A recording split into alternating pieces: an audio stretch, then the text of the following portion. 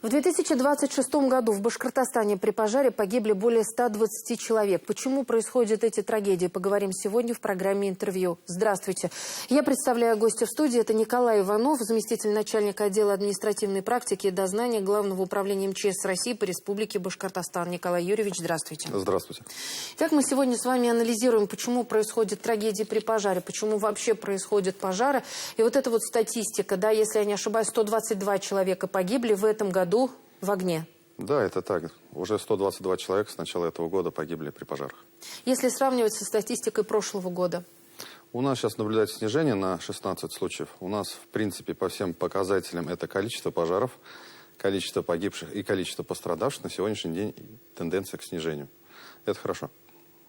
Ну, понятно, что был какой-то период, да, вот именно когда было жарко, и люди не пользовались обогревателями и так далее. Но, тем не менее, в жаркую погоду тоже есть какие-то причины, да, для возникновения возгорания. Но вот сейчас начинается вот тот самый осенне-зимний период, да, вот он не за горами. Да, у нас каждый год есть определенные сезоны, и в каждом сезоне есть определенные причины пожаров. В летний период это в основном неосторожное обращение с огнем на природе где-то. Это приготовление шашлыков, сжигание травы, мусора и так далее. В зимний период у нас больше переключается уже на электросети и электроприборы. Ближе к новогодним праздникам или к морозам уже появляется еще и печное. Николай Юрьевич, ну вот именно на каждый пожар всегда выезжают дознаватели МЧС. Расскажите, вот как вы выясняете, как удается выяснить, в чем причина пожара? Ну, дознаватели — это у нас отдельная категория наших сотрудников, которые основная их задача — это выехать на место пожара, начать проверку сообщения. Тут они чем-то похожи на следователей МВД или следователей Следственного комитета. У нас и документы, скажем так, регламентирующие это общее. Это Уголовно-процессуальный кодекс, в котором прописано, что мы должны сделать и как мы должны сделать. В частности, по нашей линии, да, это выезд на пожар. И методом осмотра места происшествия, отбора объяснений, каких-то нюансов, каких-то там, может быть, что было до пожара, соседи могут сказать, и так далее и тому подобное. Вот по этим признакам дознаватель, его задача выстроить общую картину, что происходило до того, как начался пожар. Если нужно, необходимо провести какие-то исследования, то у нас помощь в республике есть ИПЛ, это исследовательская пожарная лаборатория. Они аккредитованная организация, являются судебными экспертами, которые также можно с собой взять на пожары, и они вместе с дознавателем более тщательно, более подробно с исследованием тех или иных вещественных доказательств определят ту или иную причину того или иного пожара. Что самое важное в расследовании? Ну, наверное, вот не только рассказы соседей, но еще и исследования вот именно на месте. Самое главное — по горячим следам. По горячим следам выяснить, что было. Почему? Потому что, сами понимаете, пожары — это не рядовой случай для любого гражданина. Сейчас он помнит, и у него сейчас все на острие, у него определенный адреналин в крови. Он может более подробно, он только что это что-то видел, заметил, тебе что-то рассказать. Потом впоследствии начинаешь додумывать, придумывать, что-то там развивать, с соседом поговорить, еще с кем-то обсудить, и картина довольно-таки сильно уже меняется. Поэтому дознавателю в самом начале это надо в кратчайшие сроки прибыть на место пожара, где еще люди все на местах. Даже те же люди, которые сейчас были очевидцами, они могут потом просто разъехаться, кто домой, кто куда-то еще, и ты их просто уже не найдешь. И это уже будет сложнее, когда у тебя очевидцев, допустим, 10 или когда 1. Поэтому в первую очередь надо очень оперативно и быстро собрать ту информацию, которая была вот прям после тушения пожара. Какие самые распространенные на сегодня причины пожаров? Самые распространенные причины пожаров это у нас человеческий фактор всегда. Самые распространенные у нас электрооборудование, тот, который человек сам же монтировал, сам же использовал. Электроприборы, которые, опять же, человек у нас использует, и неосторожное обращение с огнем. Но при этом, как можно предупредить пожары? Что можно сделать для того, чтобы избежать? Самое простое, я бы вот каждому гражданину нашей республики посоветовал, есть такой нормативно-правовой акт, он самый общий на всю нашу Россию. Это правила противопожарного режима в Российской Федерации. В любой поисковик прямо вписывайте, без всяких номеров и дат, правила противопожарного режима в Российской Федерации. Это основной свод первичных мер и норм требований пожарной безопасности, которые должен соблюдать гражданин. Они самые базовые. Там никаких углублений или чего-то сложного нет. Ну, например, сейчас летний период еще, скажем так, продолжается. У нас еще будет бабье лето. В этом постановлении есть такое приложение номер 4, в котором конкретно прописано, как нужно жарить шашлыки, например. Прям конкретно. На каком расстоянии должен быть мангал, что нужно возле этого мангала и так далее и тому подобное. То есть знать элементарную базу, это очень просто. Ну, допустим, если это электроприборы, запомните просто самую простую вещь, это включил, проверь, что выключил. Это все.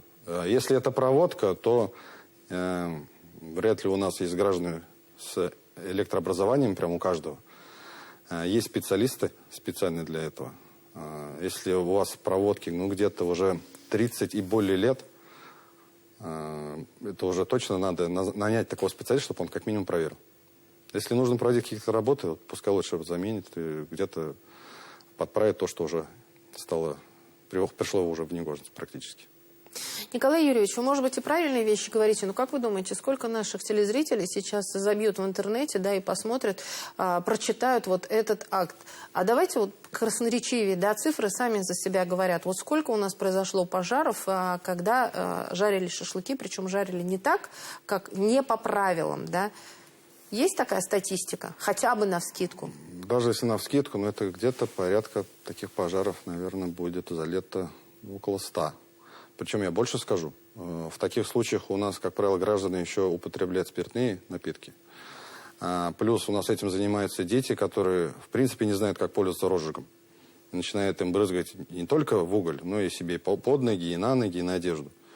И таких случаев у нас за летний период, когда, казалось бы, пожара-то и нет, а потом с медучреждения к нам приходит информация, что ребенок поступил, взрослый поступил, и, как правило, все это отдыхающие. Кто-то приехал с Оренбургской области на наше водохранилище отдохнуть, кто-то местный, и дети в том числе. Таких пострадавших, ну, где-то тоже порядка 10 человек. Это только за летний период, за 2 месяца. Кто в группе риска? Если, например, есть сосед, который злоупотребляет алкоголем, или есть сосед, который, да, там, пожилой, живет один. Это люди из группы риска? Да, у нас есть определенная группа риска. Это, давайте так, проще будет сказать, кто не группа риска. Это рабочие люди, те, кто ходит на работу. Как правило, у них есть дети. Дети ходят или в садик, или в школу. То есть вот это у нас не группа риска.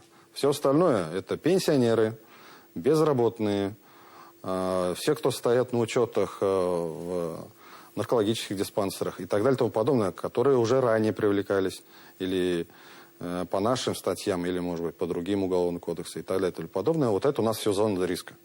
Потому что они представлены сами себе, у них, не знаю, у них нет, скажем, грубо говоря, работодателя, который хотя бы утром увидит, что он трезвый и что-то там делает, и вечером он уходит с работы. Они у нас и перебиваются, соответственно, временными заработками. То сегодня деньги есть, то сегодня денег нет. И, как правило, их уже, вот, кстати, мало кто как раз интересует, вот эти всякие правила пожарной безопасности, их это абсолютно не важно. Поставил плиту, забыл, уснул, неважно в каком состоянии, ну и ладно. Они живут одним днем. Поэтому, да, желательно таким гражданам, конечно, присмотреться, бдительность не терять. Сразу скажу, конечно, мы их не скажем, все, веди себя правильно. Он вряд ли нас послушает. И заставить это вряд ли возможно. Но следить за ними придется, потому что на кону, в том числе и ваша жизнь, ваша собственность, ваших близких в том числе. Николай Юрьевич, и последнее. А если говорить вот простым человеческим языком, какие есть вот элементарные правила пожарной безопасности? Да? Понятно, что не разжигать костер, когда сухая погода, или разжигать в какой-то специальной емкости, в бочке железной, например, да, или вдалеке от дома, в нескольких метрах. Вот расскажите самые главные причины профилактики пожаров. Так, про проводку я уже сказал. Это один из моментов, не буду повторяться. Значит, по использованию открытого огня. У нас помимо того, что люди шашлыки жарят и мусор сжигают, у нас еще, допустим, печи топят с помощью бензина или дизельного топлива и так далее. Прям плескают туда, не зная физико-химических свойств данной жидкости, что это летучая, хорошо испаряющаяся, летучие газы у нее, и очень они взрывы пожароопасные. Как правило, потом получают ожоги и так далее и тому подобное. Все вот эти рекомендации, ну, допустим, если мы возьмем тот же розжиг, сзади написано, как им пользоваться. Что делать? Естественно, нужно сначала прочитать инструкцию. Про бензин и дизель я молчу, потому что это все-таки заправка и топливный бак. Больше с ним делать ничего не надо. Не надо его никуда сливать, с канистрами что-то делать и куда-то там добавлять. Значит, по печному отоплению, разжигание я уже сказал. Сама печь у нас вот сейчас скоро будет довольно-таки прохладно, а то и морозы появятся. Сама печь должна быть в исправном состоянии. Трещины нужно замазать, она должна быть целая как минимум. И это проверить, начиная с места, где загрузка топлива осуществляется, топочной, и уже кончая непосредственно самой трубой. Все это должно быть целым. Все остальное, по тому же принципу, это я уже сказал, это все, что связано с электроприборами, газовыми приборами, любыми приборами, проверь, что ты его отключил. Включил, попользовался, отключи, проверь. Тут ничего сложного. Это основные требования. Николай Юрьевич, спасибо огромное, что пришли сегодня к нам в студию, рассказали о том, как можно избежать трагедии при пожаре и собственного возгорания. Спасибо. Пожалуйста. Это была программа «Интервью». Спасибо, что были с нами.